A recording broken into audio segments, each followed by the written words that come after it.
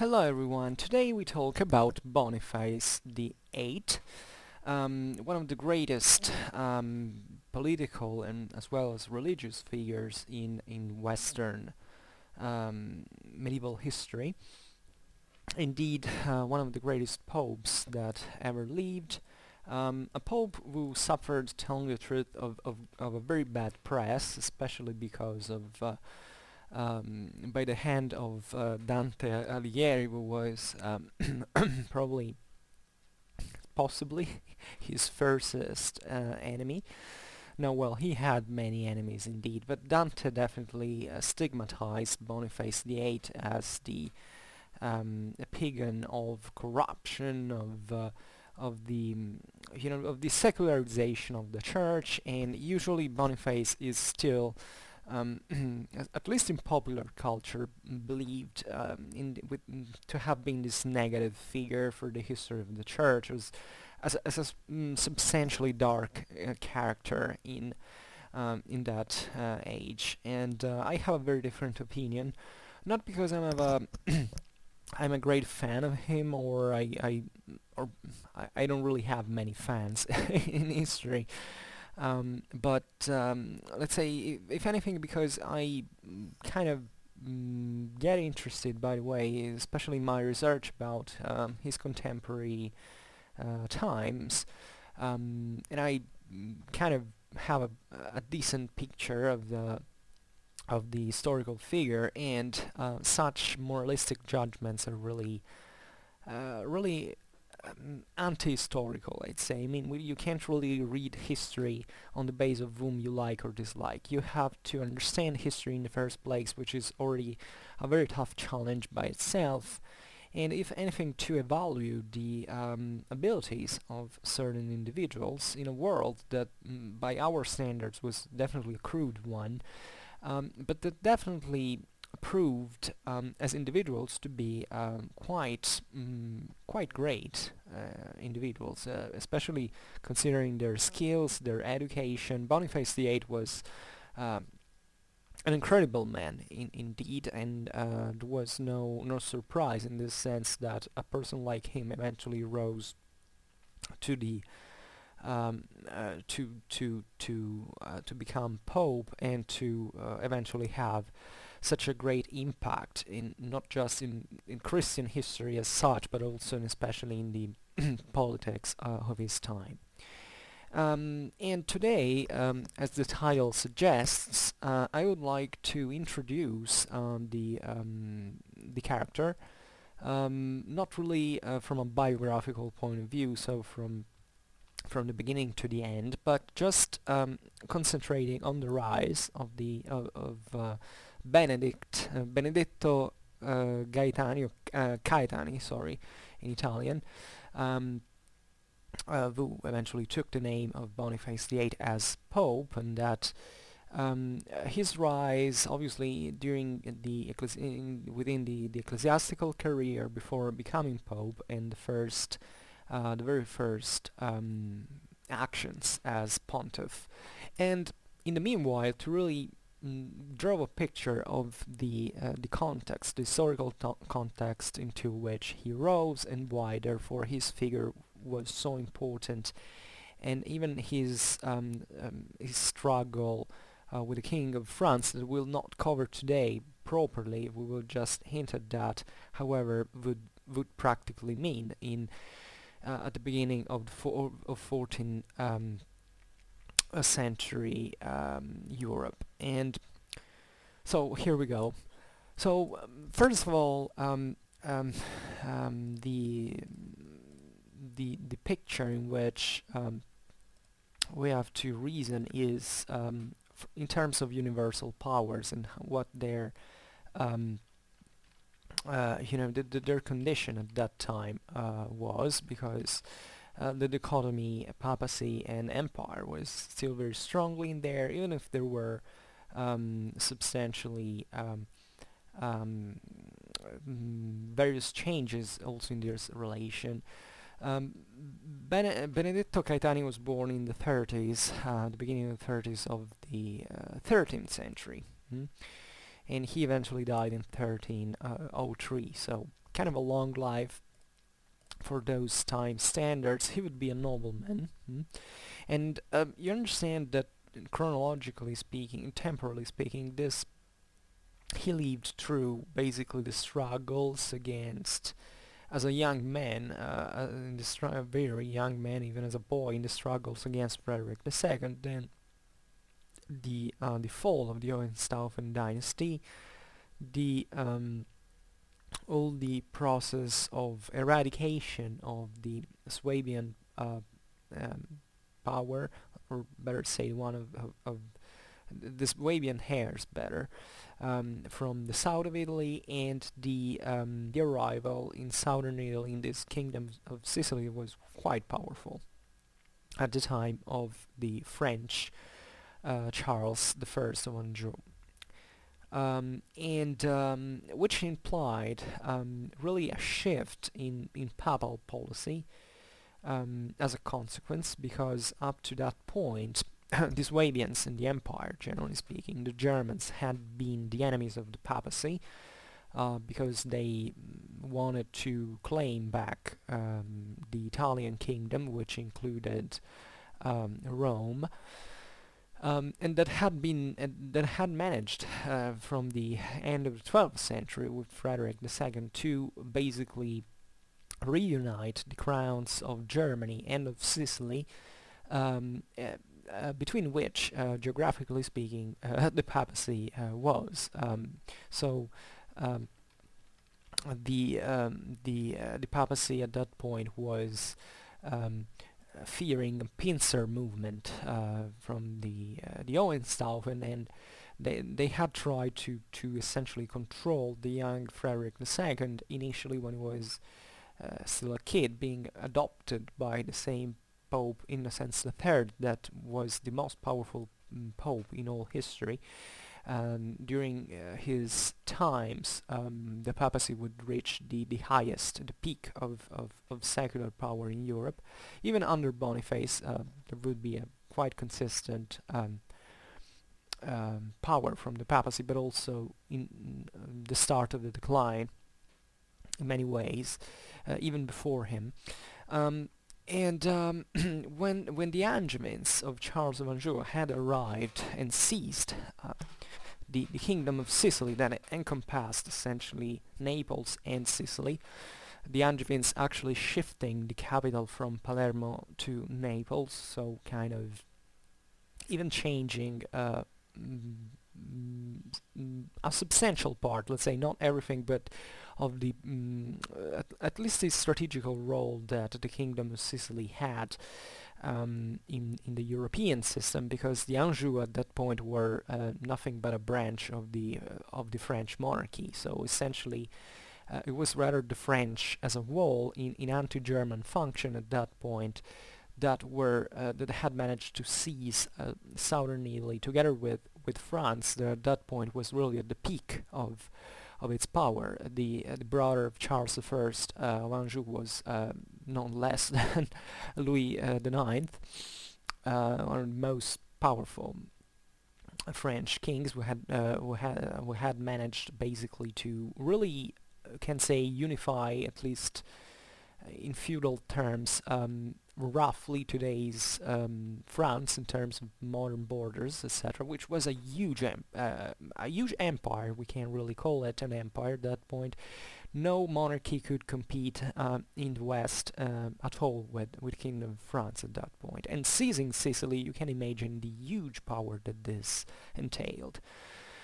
With the decline of the Swabians, instead the empire, so Germany, had been instead resized in its power, and was struggling for its very existence from an institutional point of view, in the sense that nobody had really the idea of wiping the empire as an institution away, but basically was emptied of its power. And the German kings that arrived later, were much less powerful than, say, the Hohenstaufen, as they had been up to a few times before. And the battleground of the Guelphs and Ghibellines, as in this sense the papal French and the Germans had been Italy. Italy meant as the center and the north, and that had seen the rise of communal civilization, and that was, however, quite highly fragmented, because the Italians had managed basically to halt the expansion of the Germans in the kingdom that really belonged to the Holy Roman Emperor by law, technically by since the time of Charles the Great, and to which was also tied the same title, an imperial title, because the only way you could be crowned emperor was to be king of Italy, not just of Germany and king of the Romans, but you had to take the Italian crown and eventually be crowned emperor in Rome by the papal hands. And Italy at this point was still kind of the blurred area, in the sense that the Italians were quite sensitive to their own freedom. As city-states, they were powerful, especially economically, enough to keep main powers away. So at this point, many Italians had also sided with the French side, with the Welf party. At this point, were kind of troubled, in the sense that they didn't want too much French ingerence in Italian affairs. And we can say that the papacy was in a similar situation, in the sense that, aside from the fact that Rome and central Italy in general, the papal states would be still part of those communal civilization in many ways, and they were kind of proud of their own municipal independency. The popes that had so much pushed, especially French popes that had pushed for the arrival of the Angevins in the south of Italy, now realized that it was a hell of a problem, technically, because the French had grown too powerful, and they wanted to, at that point, to control the same papacy. So in Charles, from the savior of the papacy from the hands of the Germans, now had become essentially an hostage taker, a kidnapper, and wanted to extend its own power in Rome. There was no sudden break with France at this point, but in the 70s of the 13th century there would be the first change in papal policy that began to be still, friendly to the Angevins, but kind of saying, okay, now, but let's, however, remember that there is an imperial authority that is absolutely valid, that from our papal perspective has to be submitted to the Pope and all, but who rules really is the emperor, and all the political and juridical prerogatives that the emperors have to be respected. So the ultimate goal being all these friendly Christian Europe, into which Germans shook hands with the French, and all going against the Muslims for the crusade, and no internal warfare within Christians. But this time really the West was very hyper-Semitic in many ways, quite politically fragmented, and it would be obvious that attrition and competition and conflict would happen into this system. So between 1266 and 1294, on the pontifical soil, there rose kind of one time a pro-Angevin pope, and then a pro-German pope, etc. So there would be clearly showed at that point that the ecclesiastical hierarchies were kind of doubting of the Philo-Angevinism that had been pushed so consistently up to that time. And what the papacy really wanted in practice, in telling the truth, was really being free from anyone. The problem is that if you empty a gap to make someone else fill in it, it's a bit of a problem.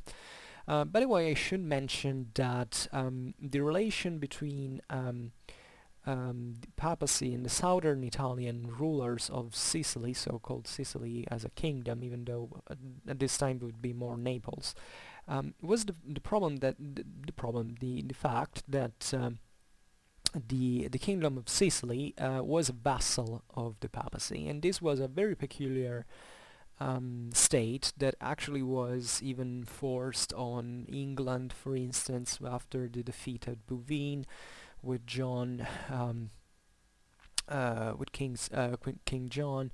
The but with Sicily it was something more atavic, something much more rooted, because basically the kingdom had been created by the Normans on the papal behalf. So basically the papacy, claiming its own secular rights to appoint kind of feudal titles at that time, had granted the Sicilian crown to the Normans when the islands would have been conquered from the Arabs. So the Normans obviously ran over Sicily, not just because of that, because Sicily was quite of a prey and a good place where to start a kingdom. And what a hell of a kingdom the Norman one in the south there.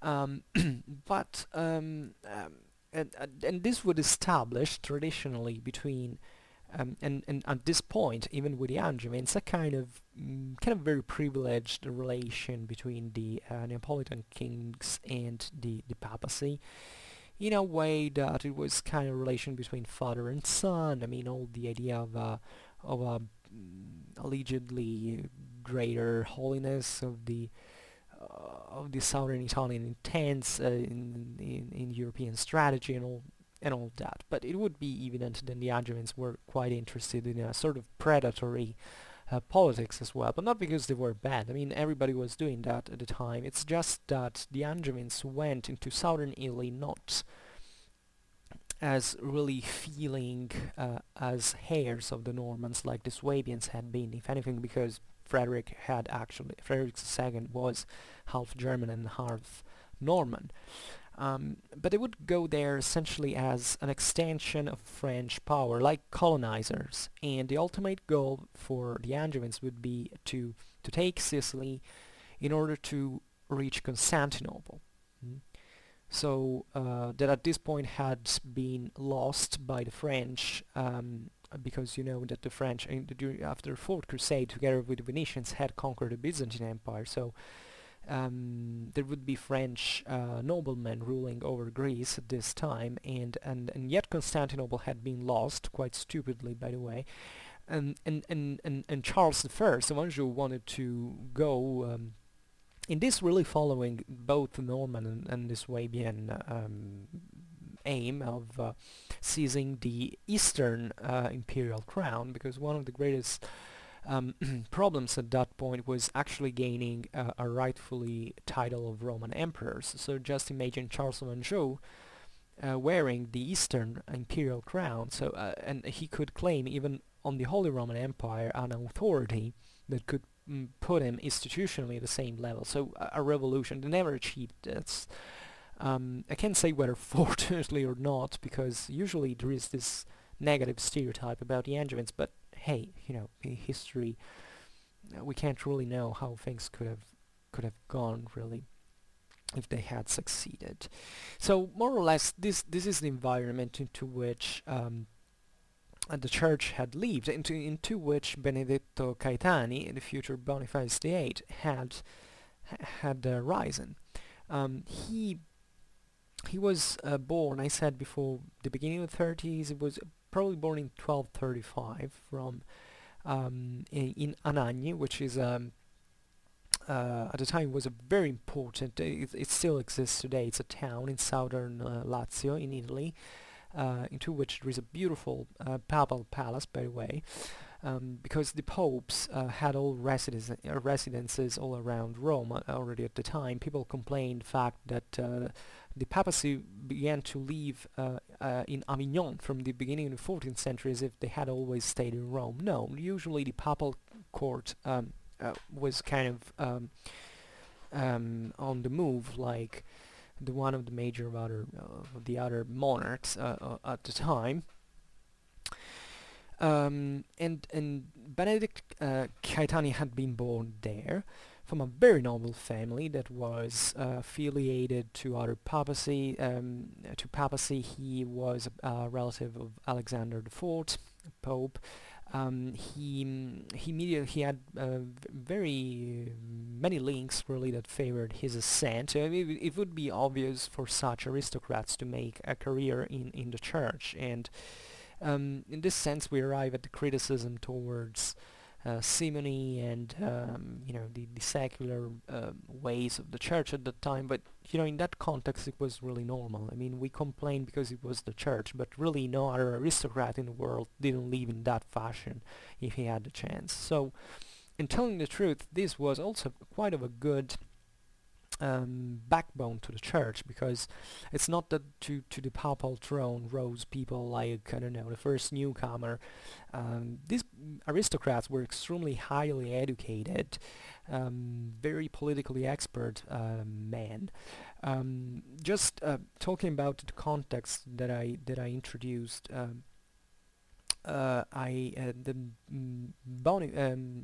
Benedict had actually been an ambassador. He had had a great diplomatic experience into England and France at the time.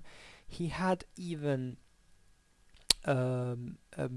dealt with the end of the war between the king of the Romans, Rudolf of Habsburg, and Charles of Anjou.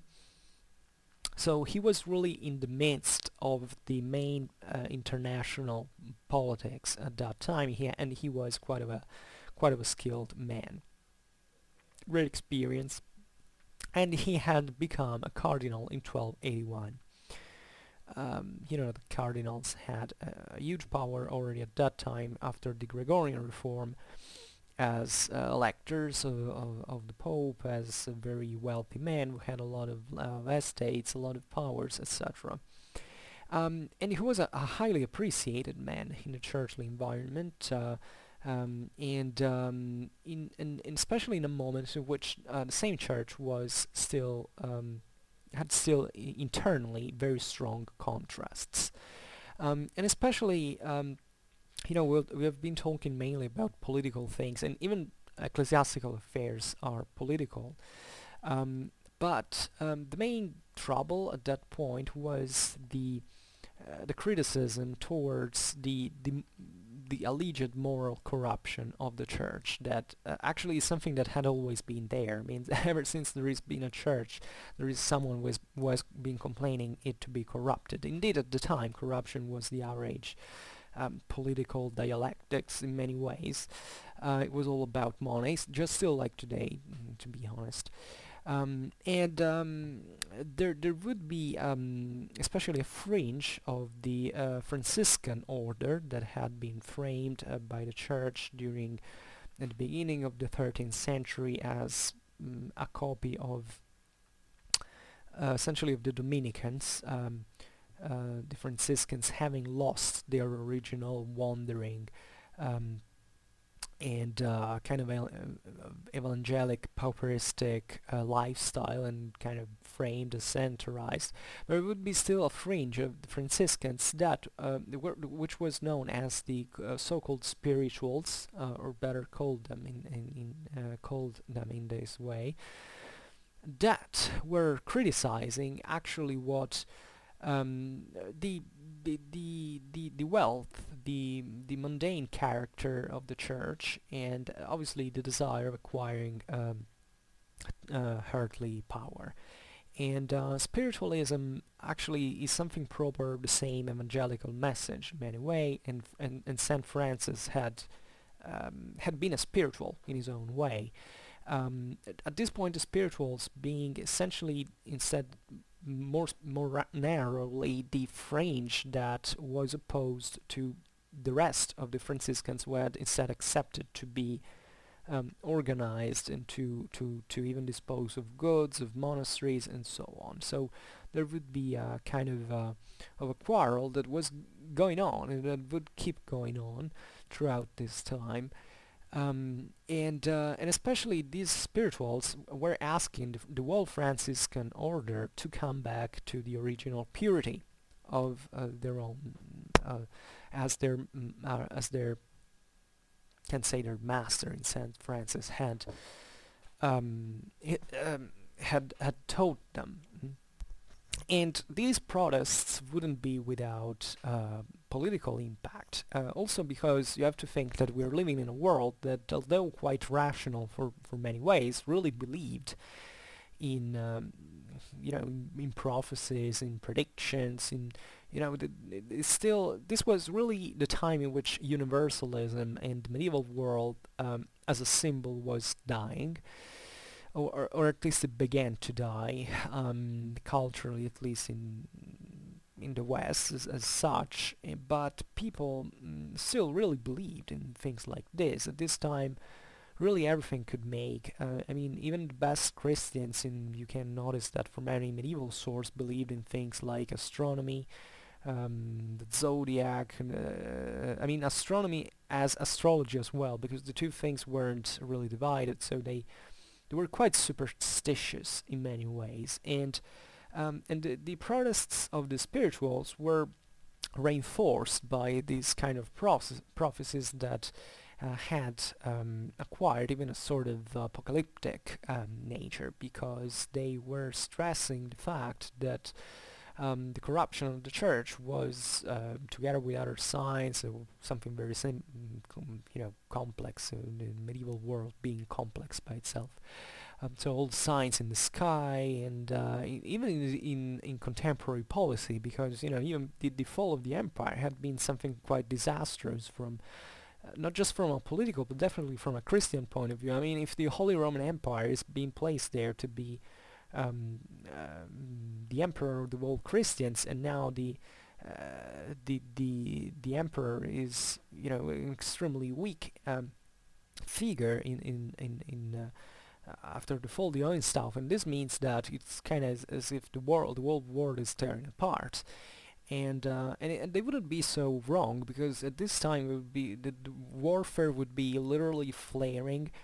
There would be the West was undergoing a series of conflicts that by sheer size and concentration had never been seen historically. So Christians would really feel as if something was going seriously wrong, and even in a eschatological perspective, an apocalyptical perspective. So the Antichrist was about to come, and he would have inflicted to Christianity very harsh persecution before the return of Jesus Christ, just like it's written in John's Apocalypse. And so the best way in this sense, and there would be here the spirituals in this sense had a kind of charismatic influence within the same church, as a proof that the church wasn't just corruption at this point, as many people would like to stress, but it was also a true concern. It also had a true concern for the worldly affairs broadly meant. So the expectation was to elect a pope that could deal with this apocalyptic situation, an angelic pope that would have to purify the church from any sin.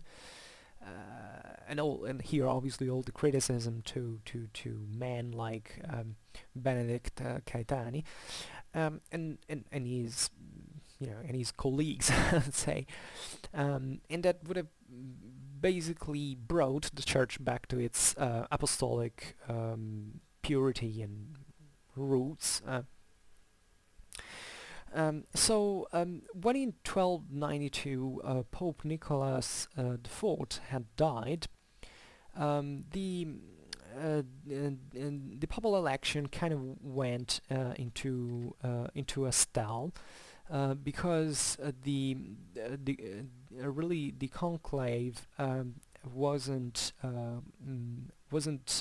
divided with a part of the cardinals that and here we go back to quite mundane things, because one side of the cardinals was very much pro-Angevin, as it would be normal, and from the other side, not so much. So essentially, you have to think that you don't have to sclerotize or to absolutize these factions, because as we will be seeing, things when we will be talking about what reflection this had in secular affairs, you will notice that the new factions would rise according to which new influence and challenge would exist at the point. So being pro-Angevin in this sense wouldn't really mean that these guys would open the gate to the French and do everything they like. No. It's simply that they had been promised something in turn, while the other part hadn't. So there would be this kind of unconciliable situation, and no side wanted to give up. So there would be a kind of singular episode considering how the average of such conclaves would, in political matters, actually solve the situation, which was the rise of a figure that was a hermit from central Italy, that was Peter from Morrone. He actually was from the lands of the Abruzzi, that albeit in central Italy were the northernmost part of the kingdom of Sicily, let's say, of Naples at this point. So it actually had ties with the Angevins. It was felt like he could be a bit double in this sense, because he was a true hermit. He was a very humble person on average, because I'd have to say something like that, something about it. But let's stick to this now. And he basically had come out. He had founded a religious community lost in the mountains of southern Italy, very extremely cold, very hostile place in many ways. So kind of stressing the most severe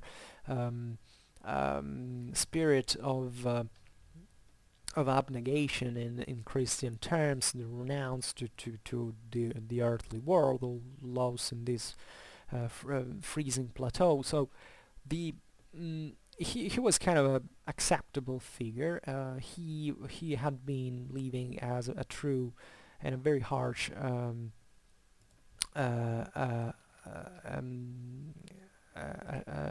ascetic, and he had been living in that fashion for decades, so he would kind of prove with his own actions the fitness to at least to a sort of spiritual purity.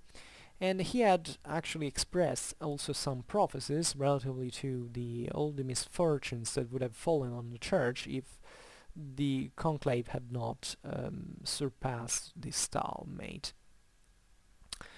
So this guy was so charismatic in many ways that both sides, for the reasons I kind of hinted to, decided to elect him pope, which happened on July the 5th, 1294. And many thought in this election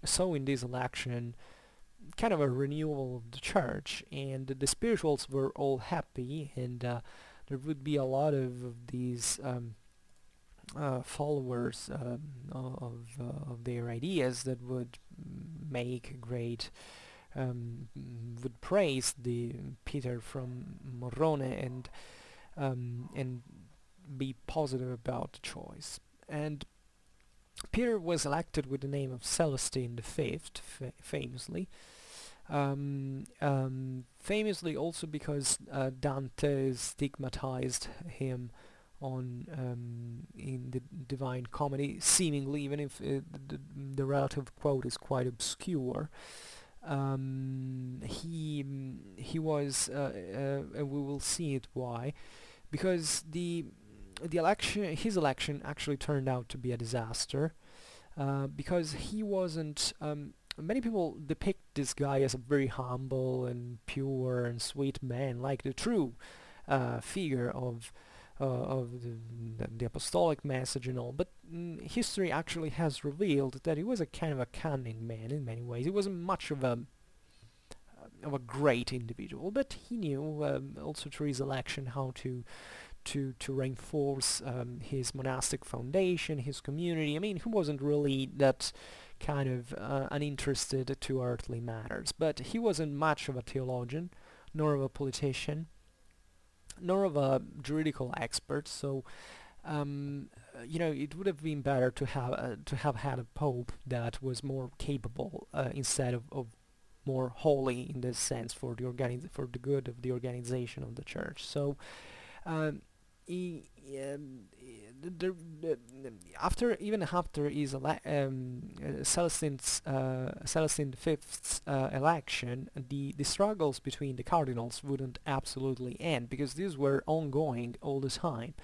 Because every cardinal, by the way, really could do, as kind of a feudal lord, do whatever he cared about. Obviously, he wasn't so free like a feudal lord, but he could use a lot of money. He had his ties to the church, but could also favor with his own choices and policies, whatever he pleased, taking his own responsibility. In this sense, there would be very harsh interests, as you imagine, and conflicts within the same cardinal college. So there would be still a side of the cardinals loyal to Charles II of Anjou, that at this time had become King of Sicily. Charles I had died, and which initially kind of prevailed over Celestine. He also for the aforementioned reason that he was technically uh, as an Ambrose says, a subject of the Neapolitan king. And however, there would be over time a very strong reaction from the other side. So the situation became so tense that Celestine refused the tiara, and he basically resigned, abdicated from the papal office, which was something. I mean, today we have seen that with Ratzinger, but at that time it would be kind of a harsh thing. I mean, he would even be despised and contempted. In fact, I was mentioning Dante before because Dante wrote um, really condemned an unnamed figure that really has been interpreted as Celestine V, that refused for cowardice, essentially for viltà. He Dante writes in Italian. It's essentially cowardice, um, but it's in a very deep sense. And people said, well, that may also be Pontius Pilatus, who got rid of Jesus Christ without judging him from the title that he had. But some people have interpreted um, the the same thing also towards Celestine, and also because this opened actually the election of Boniface VIII, that Dante hated the gods of. And in fact, not and some people say that actually it was the same Caetani who pushed for having Celestine deposed, but I don't think there is an actual evidence for this. Um, we know that he was a quite powerful figure, but we don't have to stress such dualisms, dichotomies like that it was his enemy competitor. No, it could be, but really, I'm oversimplifying simplifying this story now for the sake of time. but the situation would be so complex, and unfortunately we don't know everything we would like to know about such events in the 13th century. So it's still possible that such pushes wasn't from him necessarily. Who was elected actually in the same year. At the end of 1294, Celestine had been elected in July, Caetani in December, and he got name of Boniface VIII. So all the adversaries obviously discredited him by saying that he had forced Celestine to abdicate. But once again, it's very important to stress that this is not really true. What is true, however, is that Caetani made Peter from Morrone exiled recluded essentially in the castle of Fumone, to which the Pope would have died. The Pope Peter would have died in 1296. I had the luck to visit the castle of Fumone. It's quite interesting. It's kind of a small place after all, a small rock. And there is also the place where Peter would have lived the last years of his life in reclusion. Kind of a small place overall, but really the world at that time had really those dimensions in living, in buildings and all. And Boniface, now we will call Benedict Boniface with his papal name, was really one of the greatest figures, as I said at the beginning of the video, of the Middle Ages. Like, if you don't know Boniface VIII, there is a very few you probably know about the rest of the Middle Ages as well, in the sense that you cannot understand, especially the lower Middle Ages, without Boniface, who had a huge impact on European politics, on ecclesiastical right, opened all a tradition of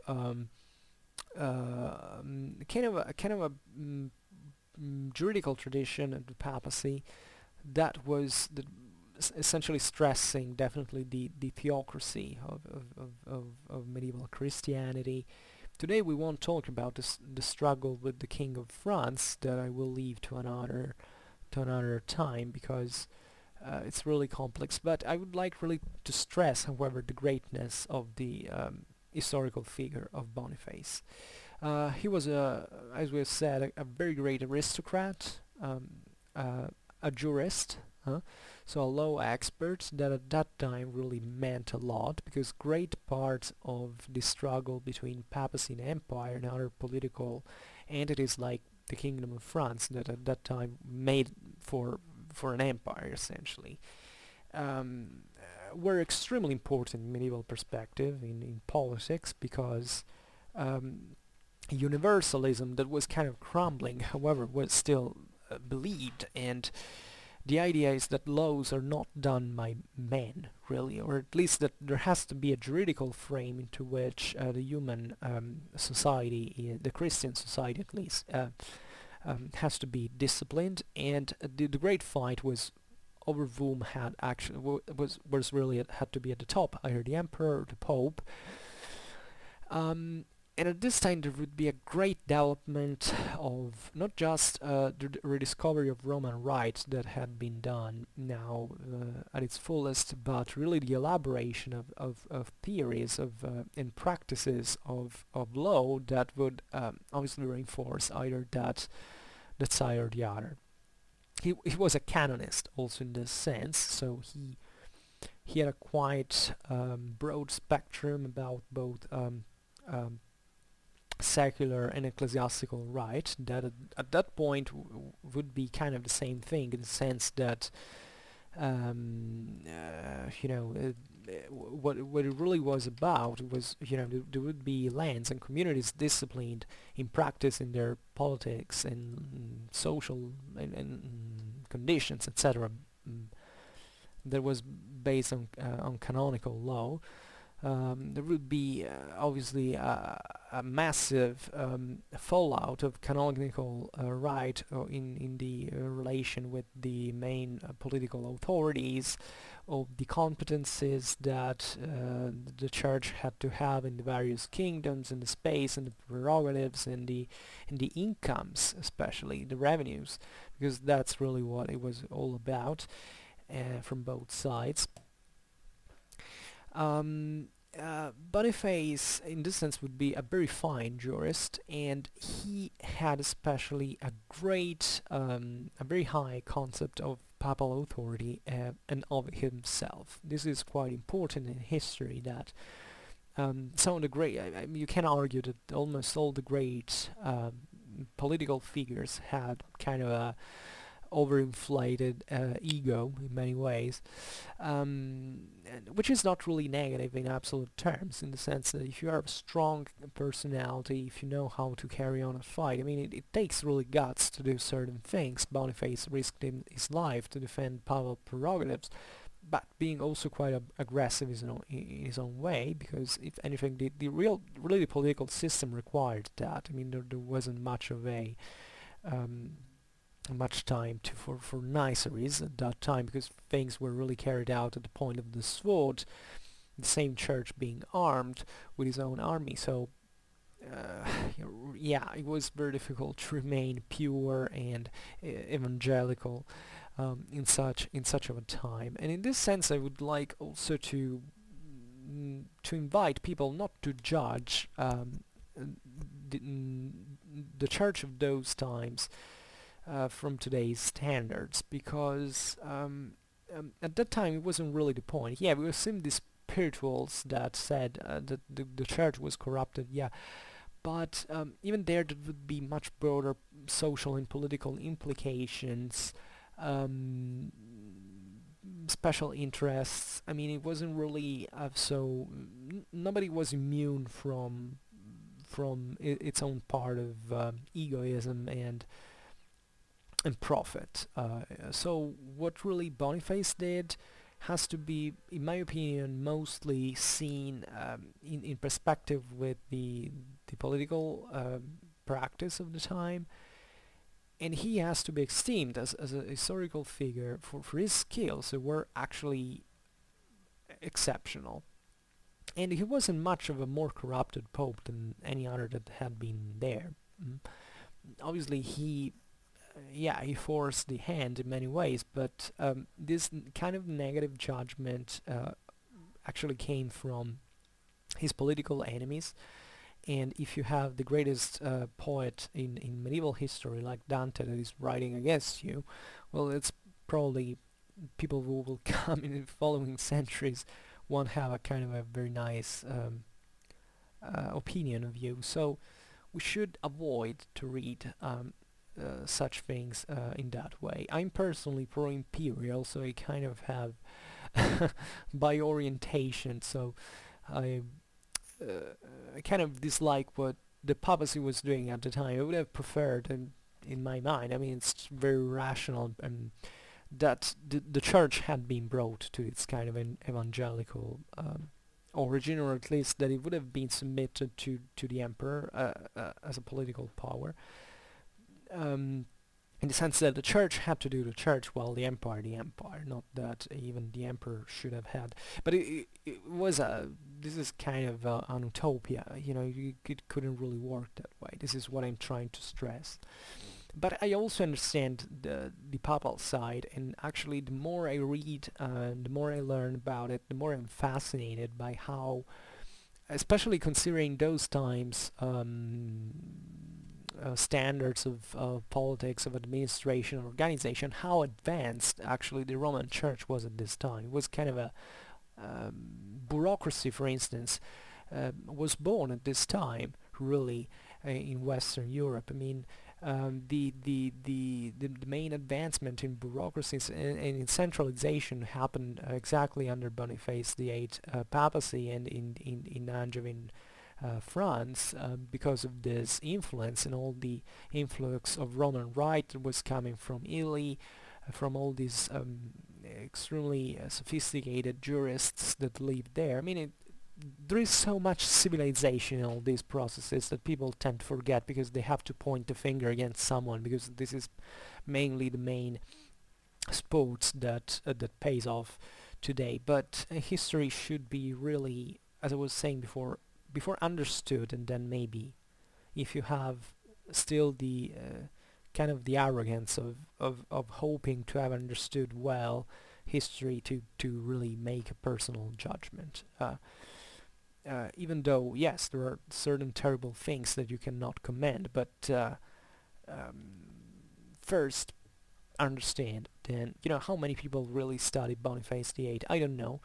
I think it's, however, in a popular and generalist perspective, in the way I make my videos, at least, to really start to give a kind of a more neutral base that can maybe help to learn more and to form a kind of a personal opinion without being forced to believe this and that on a kind of a very arbitrary moral judgment that I don't know even in historical terms how it is possible to apply for such a distant time, about which we don't know really much, because we simply don't have the sources to determine who was the bad or good guys, if there could be any, fully and completely from both side or another. But I stop.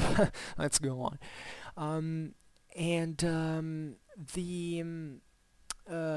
So I was saying that Boniface had this great energy, this great strength, and he especially had, as all the great successful leader, quite clear objective. He knew which path he had to follow, and in order to strengthen Papal Rome and to reinforce its prestige in front of the contest, people criticized it and all the other political threats at the time.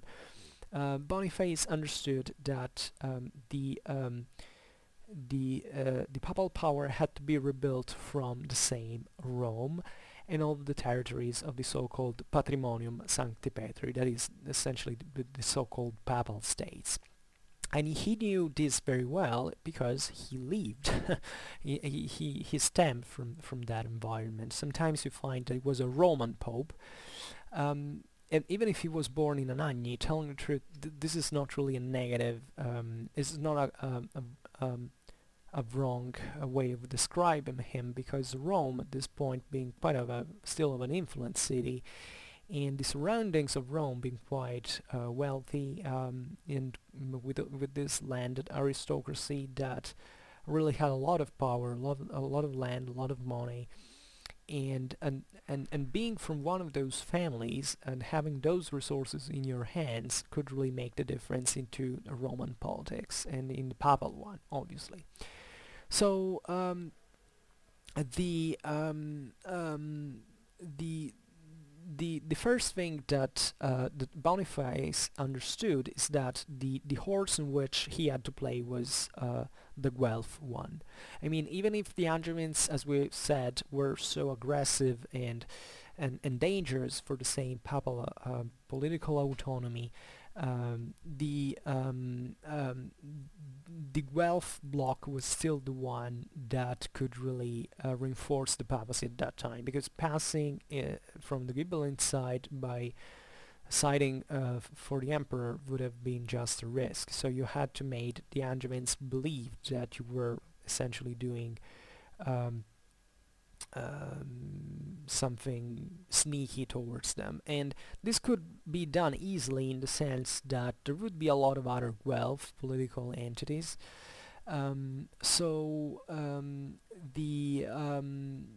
you could really play in their favor and strengthening them instead of the Angevins. That was a kind of a nice move.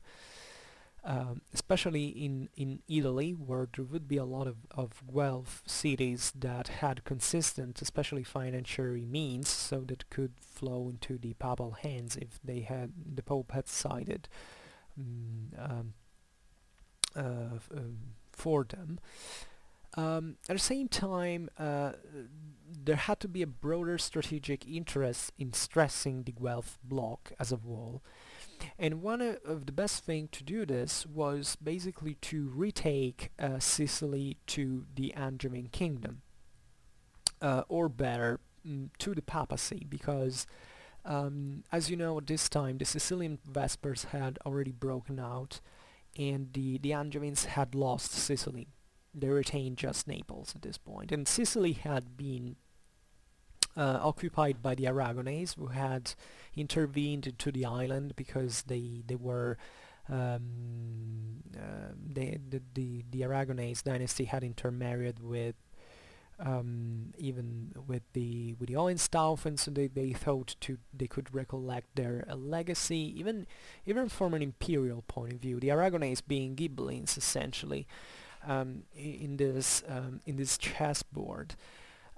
So the loss of Sicily was kind of good, because from one side, from the papacy at least, because it had resized the Angevin power, and had at the same time deadlocked the Aragonese in spending lots of resources just to defend Sicily, because the Angevins and the Aragonese at this time were doing kind of a hell one against each other.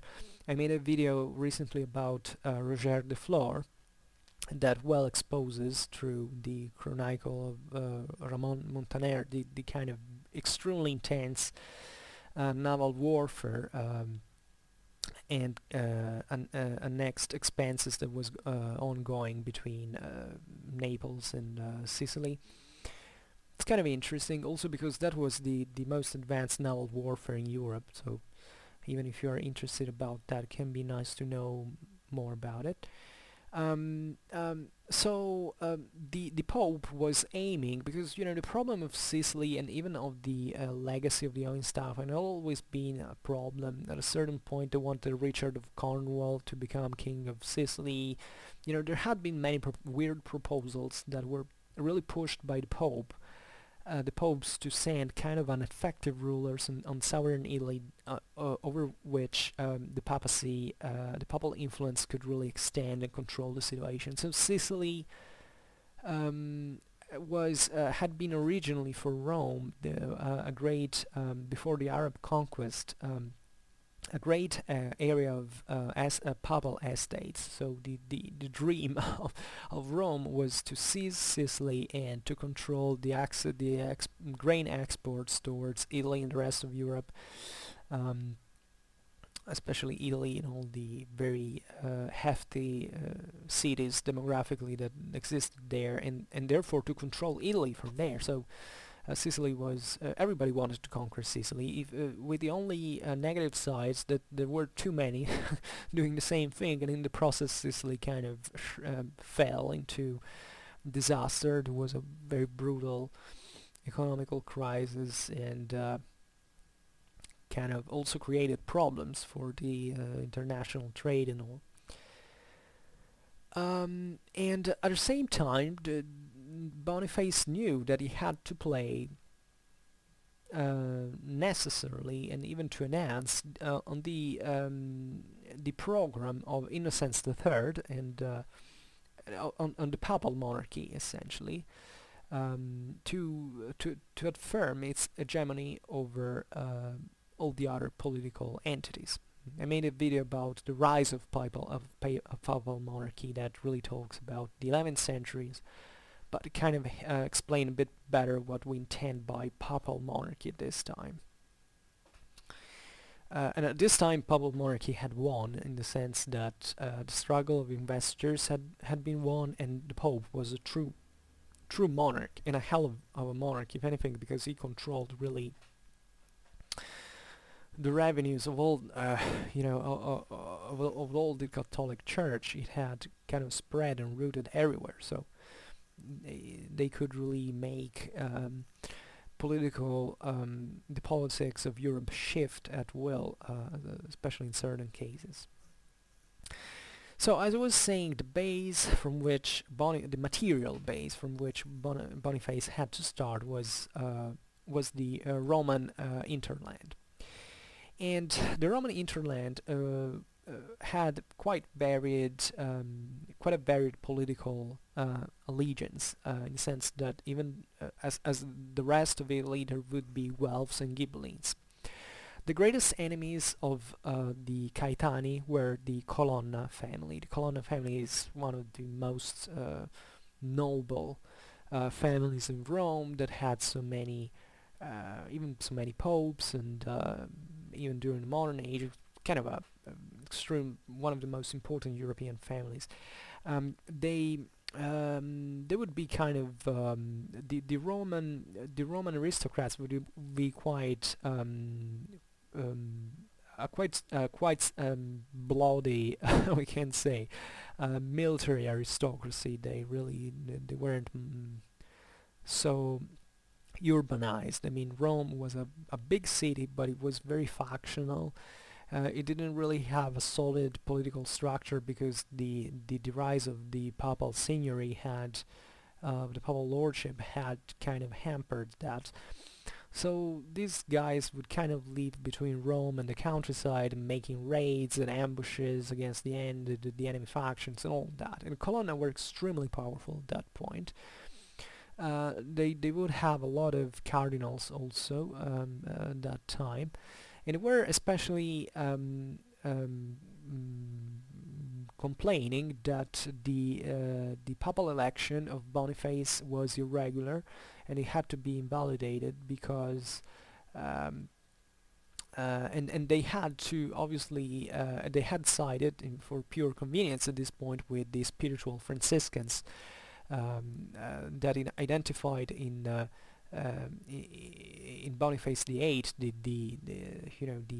the enemy of poverty and the refusal of power. Obviously, the Colonna weren't at all very spiritual in lifestyle. It would be some of the most mundane and secular aristocrats, but they obviously sided with whom was more convenient for them at the moment. And Boniface VIII basically decided to deal with the Colonnades problem by making a crusade against them, because crusades weren't done just against the Muslims but also against the heretics, and there would be, the crusades weren't just ones in the Near East or in the Baltic or in Spain. Crusades would be launched at this time, and I'm studying exactly this in military history, against any kind of political enemy of the church. So you were simply banned, excommunicated, and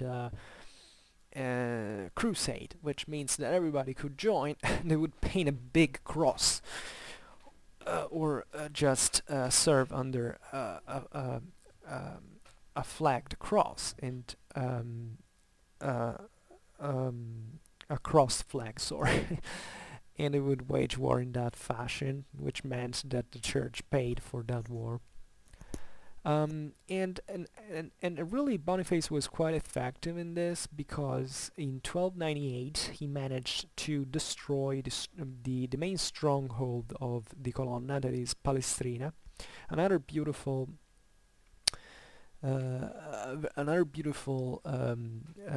city close to Rome. It has a lot of history. The region around Rome is kind of really a treasure for the Middle Ages, especially. Left aside, obviously, the antique times. And the Colonna would have this Palestrina as their, I think, their place of origin. Like they obviously owned a lot of castles, fortresses, all scattered around the Roman countryside, but this was kind of their headquarter. And at the same time, Boniface really fought ideologically and persecuted against very harshly the spiritual Franciscans. So that was kind of a clever way to do.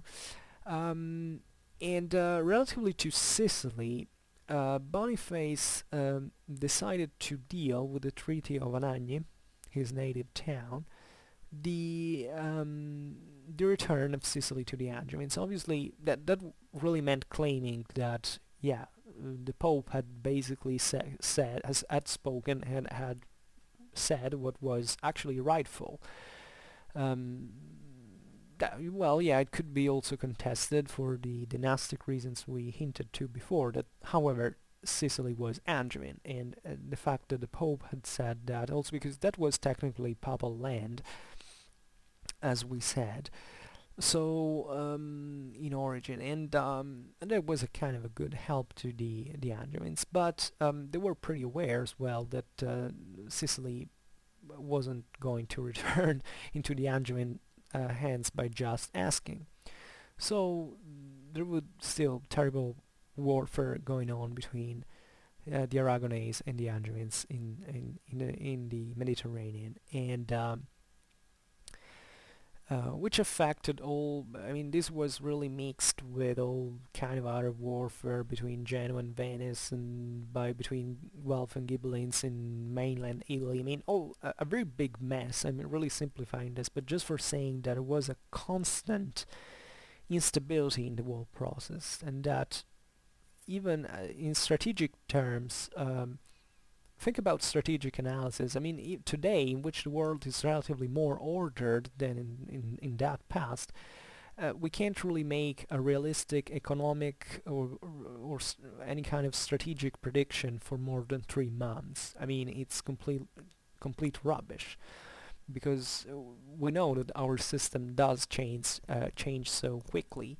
Imagine at that time when you have really literally in Europe thousands of autonomous, at least political entities that do what the hell they like, and how can you act and think that the Pope in this sense had a kind of a greater influence, kind of more impact in its decisions. But just think of you like a small Italian city-states in all this mess between universal powers. You know, what were your expectations of being in control of the situation politically or military could really be? Well, that makes you reflect why Italy was the birthplace of Renaissance, and because these guys had really to find out the most ingenious way to make it out alive. Part of the reason also because they were extremely wealthy. If anything, the Renaissance was built on banks, even if it's sad to say, to a certain extent. I'm kind of a capitalist myself, so I don't have really a problem like that. But this kind of difficulty was evident more or less in the whole Middle Ages. I mean, very scarce centralization, centralized authority, and as a consequence, a great level of degree of instability in the world system. The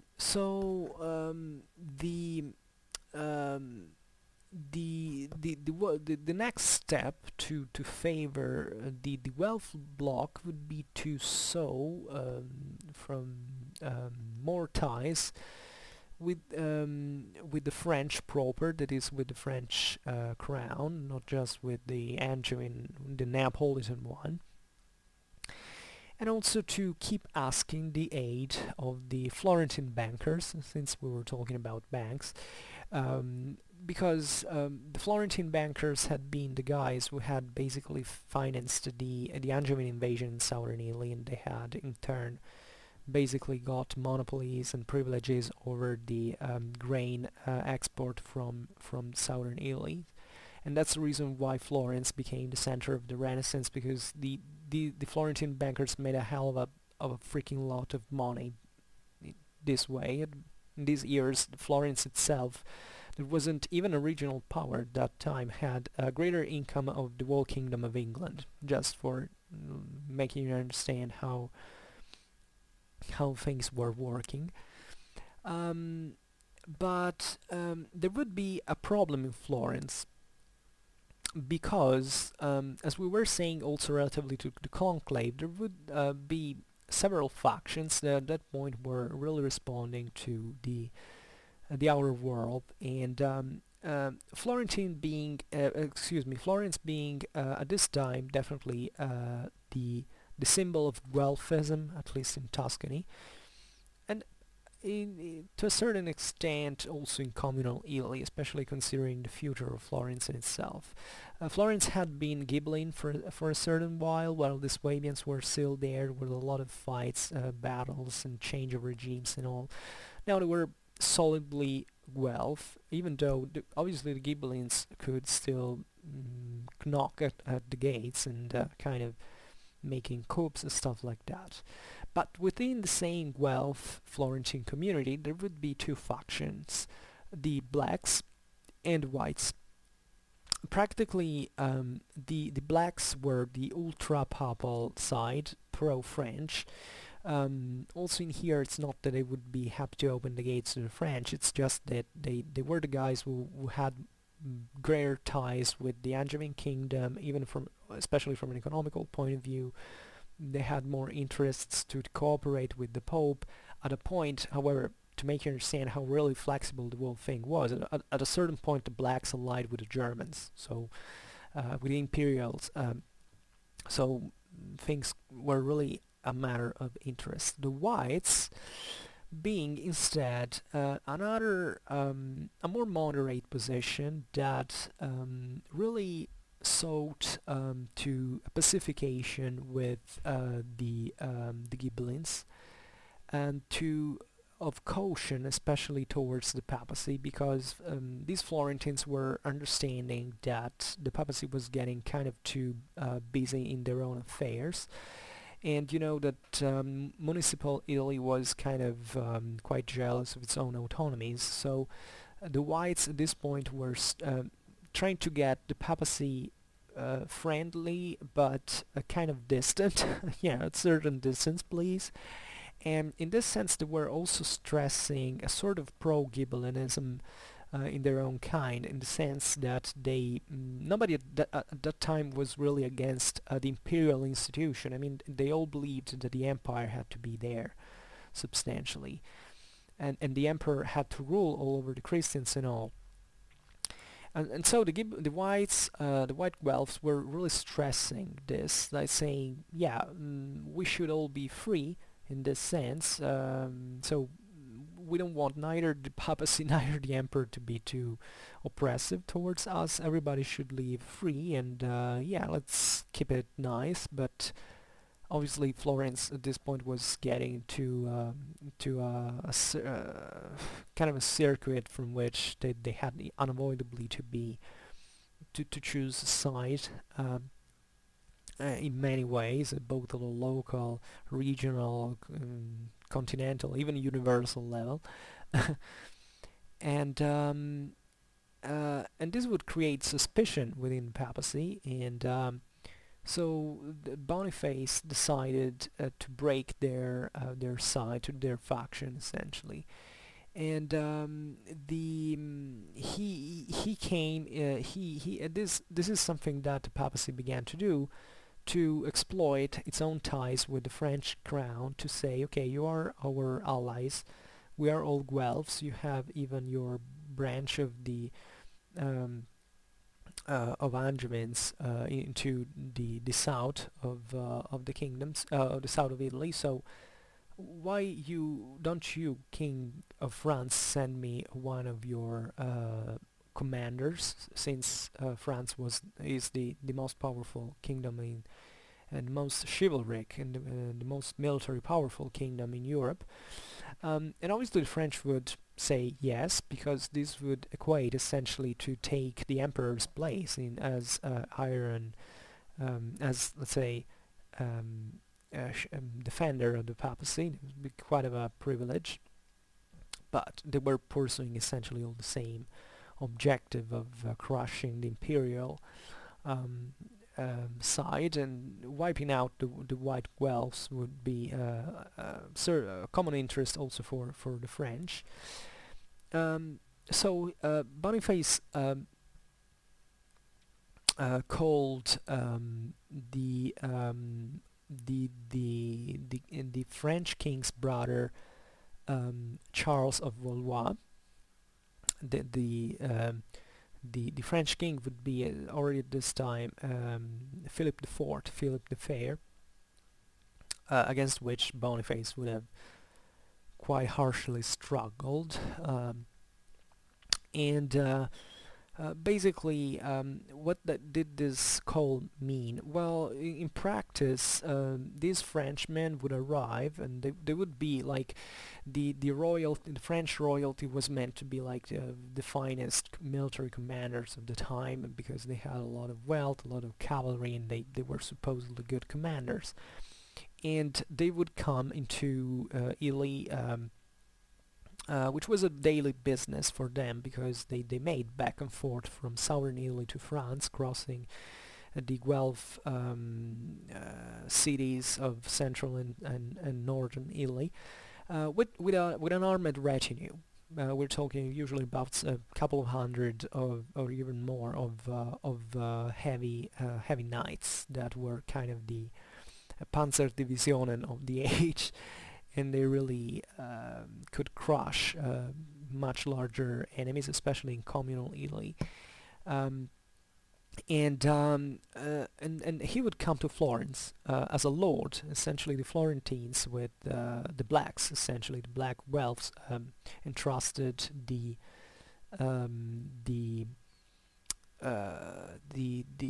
Charles with with lordship of Florence, which meant to say, okay, you obey our laws, our administration, you respect our traditions, and you defend us military. We pay your knights for the service, or half for half you do with the city and the French themselves, and then you defend us. And the whites were kind of okay, because they understood that if they had done something wrong, they would have kicked out immediately.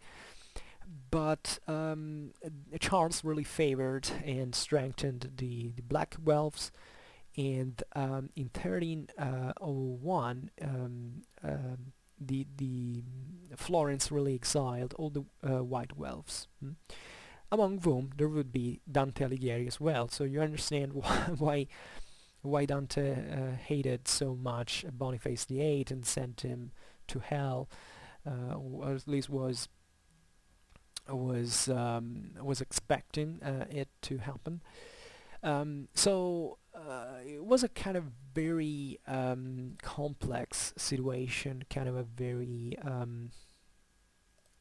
crude world under many points of view, and this is the first steps of Boniface, and how I wanted to present him to you, just to set at least the standards when I will make the video about really the struggle between Boniface VIII and Philip IV. Because this ground already makes you understand how really fluctuating the political balances really were. I mean, Philip of France at a point would ally himself with the Colonna, with the Ghibellines of Rome, against Boniface, to make him go obedient. So, but there are much major implications, especially from a political and juridical point of view, the papal theocracy and all of that. However, for now, I hope it was enough. I hope you enjoyed the video, and if you did, please share it. Otherwise, leave a like or subscribe to my channel if you want to receive notifications about my new uploads. And if you have any question, please feel free to ask. And for now, I thank you heartily, as always, for listening to my videos. For me, it's very important. You're very nice. And I wish you a nice time, and see you next time. Bye.